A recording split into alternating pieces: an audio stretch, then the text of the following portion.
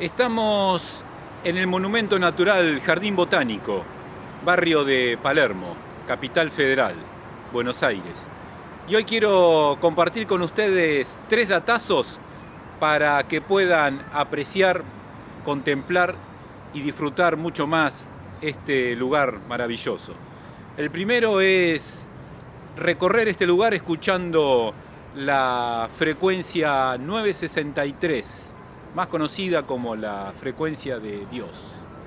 También pueden elegir hacer este recorrido escuchando la frecuencia 432, también conocida como la frecuencia de los sonidos de la naturaleza. Y otro planazo es recorrerlo en silencio, escuchando los sonidos de la naturaleza. Este lugar es bellísimo en cualquiera de las 4 estaciones del año. No importa en qué mes concurran y en qué momento del día.